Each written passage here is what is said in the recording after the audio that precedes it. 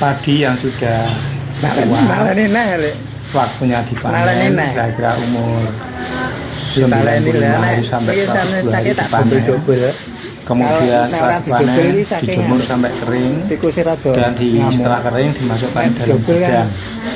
Dalam penyimpanannya, karena banyak tikus, maka dalam penyimpanannya setiap sak perlu didobel. Sak didobel pertama, yaitu pertama adalah menggunakan plastik bekas pupuk, kemudian diberi sak, kemudian diberi sak lagi di paling luar. Jadi sak berisi padi kering berlapis 3. Tempat padinya yaitu plastik, kemudian dikasih sak, kasih sak lagi, dengan tujuan untuk menghindari kerusakan akibat dimakan tikus. Karena apa? Tikus itu sangat pandai, lubang kecil pun dapat masuk. Maka untuk mencegahnya, di dalam menyimpan padi yang kering di dalam gudang perlu saknya didobel supaya tikusnya lebih sulit untuk membobol saknya. Inilah cara saya untuk merawat hasil panen padi untuk bisa disimpan lebih aman di gudang, tidak banyak serang tikus. Terus pada waktu mau diselebkan dibawa ke penggilingan dijadikan beras, padi saknya dibungkar dulu bagian luar, dibungkar dulu. Kemudian karena sudah dibungkar, saknya dilepas dari jahitan. Kemudian setelah dilepas dijahit lagi. Setelah dijahit lagi kemudian sak itu diangkat oleh seorang yang saya suruh untuk menyelipkan atau menggiling padi. Tetapi karena tidak mampu diangkat sendiri satu sak, maka kerjasama ini satu sak digotong atau diangkat oleh 2 orang perempuan, dinaikkan ke motor untuk dibawa ke tempat penggilingan padi.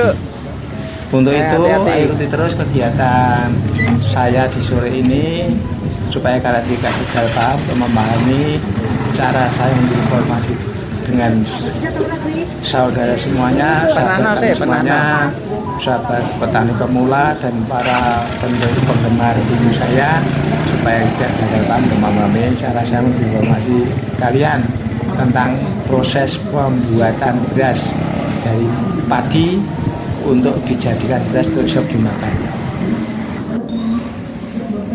Padi yang sudah digiling dibawa pulang, terus ditumpahkan di tempat yang sudah disediakan sebelumnya, kemudian ditampi. Dalam bahasa Jawanya yaitu ditapeni dalam bahasa Jawanya. Setelah ditampi, kemudian masih dilanjutkan melalui proses berikutnya.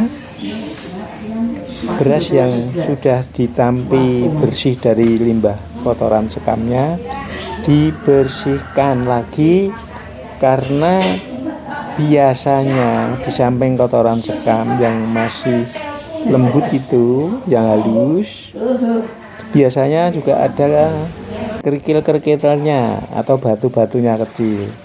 Maka batu-batunya kecil itu juga dipisahkan dari berasnya supaya nanti pada waktu akan dimasak, dikonsumsi, sudah siap diolah. Inilah caranya membersihkan beras yang sudah bersih dari kotoran sekam. Diambil sedikit-sedikit menggunakan takaran, kemudian disisihkan dan dibersihkan dari kotoran kerikilnya, benda kecilnya. Dan inilah cara menampi beras yang tadi dari tempat penggilingan itu ditampi menggunakan yang namanya tampah. Ditampi, kemudian dibersihkan dari biji-biji butir-butir gabah yang masih tersisa yang bercampur beras, kemudian dibersihkan dari batu kerikil kecil-kecilnya supaya nanti kalau dimakan tidak mengganggu cara mengunyahnya. Sahabat tani pedesaan, saya kira sampai di sini informasi dari saya tentang proses membuat beras dari padi sehingga menjadi beras yang siap dikonsumsi. Jangan lupa subscribe, share, komen, dan like channel ini supaya saya lagi membuat video-video yang baru dengan materi-materi yang berbeda.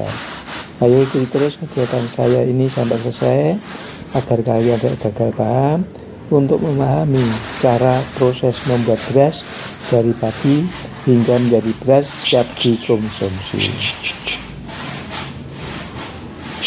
Tak lupa bagi sahabatku semuanya, saudaraku semuanya yang melihat video ini, saya ucapkan banyak terima kasih.